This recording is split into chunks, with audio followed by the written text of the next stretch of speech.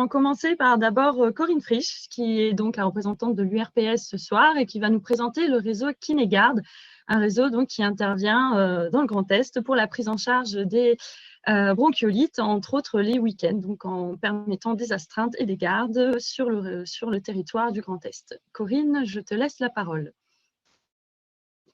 Merci Hélène, merci à Sophia et merci surtout à Vincent qui m'a fait découvrir votre association que je ne connaissais pas. Moi, j'étais une fervente de SPL, mais bon, ben voilà, maintenant j'étends mes connaissances à l'Alsace. Et donc, du coup, c'est vrai que moi, je représente ce soir effectivement l'URPS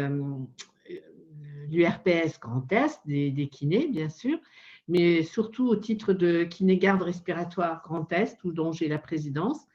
Et nous sommes toute une équipe de kinés libéraux qui avons lancé cette association en premier lieu en Lorraine en 2011, ensuite en Champagne-Ardenne et assez récemment en Alsace, tout sous le même égide. C'est pour ça que KinéGard s'appelait Lorraine auparavant et Champagne-Ardenne, et maintenant elle s'appelle Grand Est. Et j'avoue que la référente de l'Alsace a osé se lancer, et je la remercie, c'est Sandrine, et franchement, elle a fait un très beau travail de recrutement et vous êtes assez nombreux au niveau de l'Alsace pour assumer les week-ends de garde.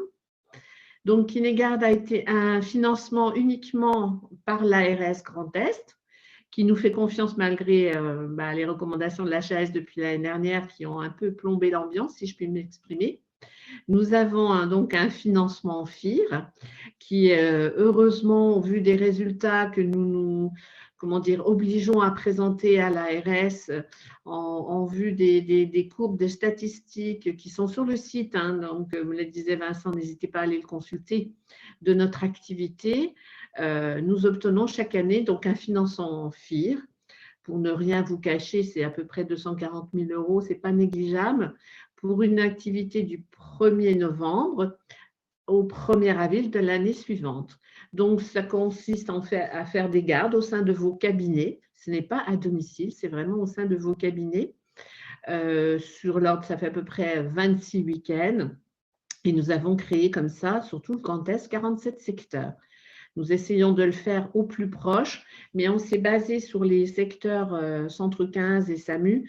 Il faut à peu près pour les parents qu'il n'y ait pas plus d'une demi-heure de route. Voilà, donc nous avons essayé de découper le Grand Est et ma foi, le territoire alsacien, je ne vous cache pas, est très grand et on aimerait bien créer plus de secteurs. Mais bon, voilà, il faut négocier le financement.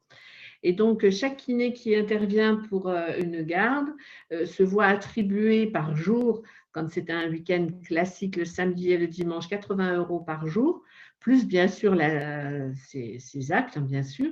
Mais même si le kiné n'a vu aucun bébé, que je souhaite, ça veut dire qu'il n'y a aucun bébé malade ou que la saison n'est pas épidémiologique, ou alors malheureusement, peut-être que les recommandations de l'HAS nous ont fait du mal, je ne sais pas.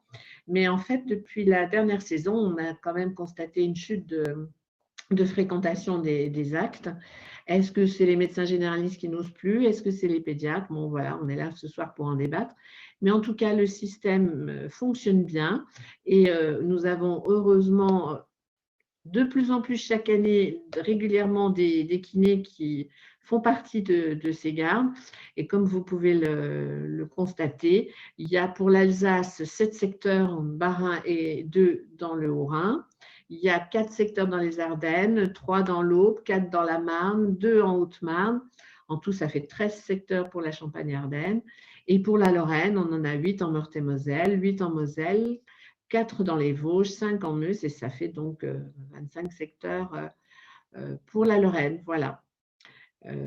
Quoi dire d'autre? Effectivement, quand un kiné s'inscrit dans notre association, il est censé signer une charte de bonne pratique, on va dire.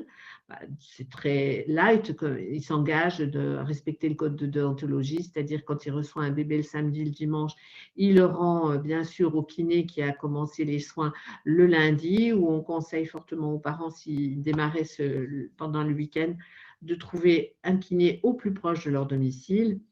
Et aussi, on s'engage à être à jour dans nos formations continues, bien sûr, et on s'engage à remplir, justement, comme le disait un peu Laura, c'est une fiche de synthèse qui est en version papier, mais qui a été avalisée par l'hôpital d'enfants Brabois, l'ARS, et puis bien sûr, on était 2 kinés libéraux un peu pointus dans la chose, où il faut établir un score de Vang et tout ça. C'est une grille à remplir très rapide, mais surtout, cette grille, elle est importante. On la donne aux parents quand on voit un enfant le jeudi, le vendredi.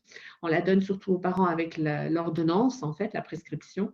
Les parents vont chez le kiné de garde, donnent cette fiche de transmission. Le kiné transmet ses valeurs, la saturation, la fréquence respiratoire, et j'en passe. Il redonne cette fiche aux parents qui la redonnent au kiné de lundi suivant. Voilà. Donc, nous, on est encore mode Jurassic Park, comme j'ai vu une dia de Pascal.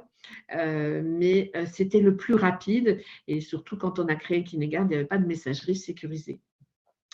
Et à la fin de sa garde, le kiné s'engage, s'il veut toucher son astreinte, à remplir sur le site de KinéGarde Grand Est sa fiche de déroulement de garde, point final. Voilà, c'est assez rapide à saisir.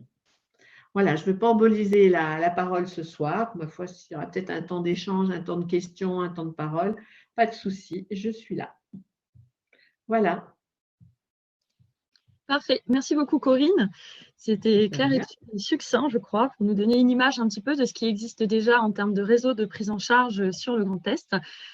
C'est toujours intéressant et je pense que c'est toujours l'occasion de découvrir de nouvelles choses pour les kinés qui nous écoutent et les professionnels de santé ou les parents qui sont peut-être à l'écoute aussi ce soir. Alors, du coup, continuons. Ce soir, nous avons choisi de vous présenter donc la prise en charge de la bronchiolite suite, entre autres, aux recommandations de la HAS. Et pour traiter ce thème, nous avons fait le choix de vous proposer 4 regards croisés. Donc, ces regards croisés, ce sont ceux de 2 kinésithérapeutes qui aborderont plutôt l'aspect théorique, on va dire, des recommandations et le point de vue de la recherche, avec Pascal Gouy et Yann Combré.